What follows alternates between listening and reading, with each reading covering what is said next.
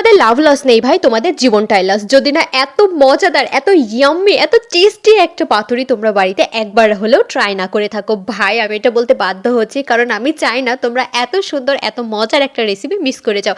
Seriously এত সুন্দর ছিল এটা খেতে, জাস্ট অ্যামেজিং। আমি বানানোর পরে ভাবছিলাম যে এটা আমি কেন আগে বানাইনি।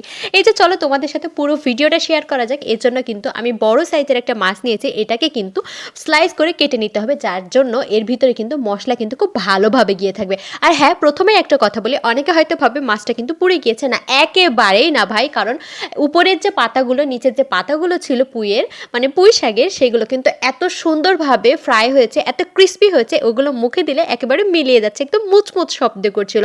এর জন্য আমি প্রথমে ভাবছিলাম যে এটা কি পুড়ে গেল, তারপর দেখছি যে না, এত ইয়াম্মি ছিল এই পাতুরিটা খেতে। তোমরা অবশ্যই ট্রাই করবা।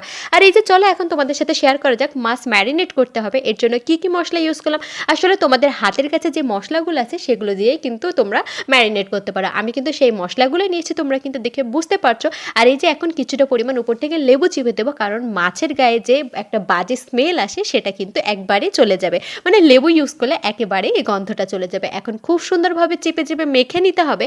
আর বেশ অনেকক্ষণ পরে আমি আবার এর উপর দিয়ে একটু কিন্তু সরিষার তেল ছড়িয়ে দেবো, কারণ সরিষার তেল দিলে পারে যেই ঘ্রাণটা পাওয়া যায়, ইটস সিরিয়াসলি অ্যামেজিং। এবং সরিষার তেল দেওয়ার পর এটাকে আরও ভালোভাবে চেপে চেপে কিন্তু মাখতে হবে।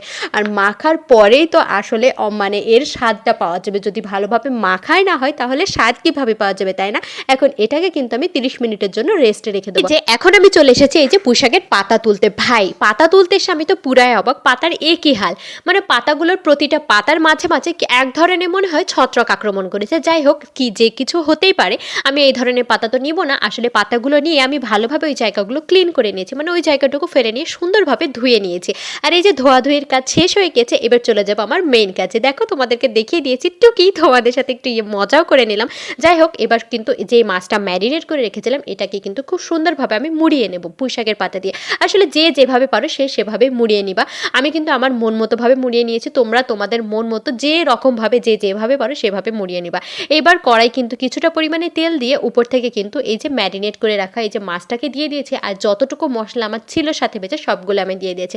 আর এই যে আমার এই যে ফাইনাল রেজাল্ট, মানে এত মজার, এত ইয়াম্মি, এত টেস্টি হবে এই পাতুরিটা আমি ভাবিও নি। তোমাদেরকে ভেঙে দেখাচ্ছি আমি বারবার, যে দেখো ভিতরে এত সুন্দরভাবে সিদ্ধ হয়ে গেছে, কোনো রকমের বাজে স্মেল নাই, কোনো রকম কিছুই নাই, মানে এত মজার হবে এই রান্নাটা আমি না কখনো ভাবিও নি।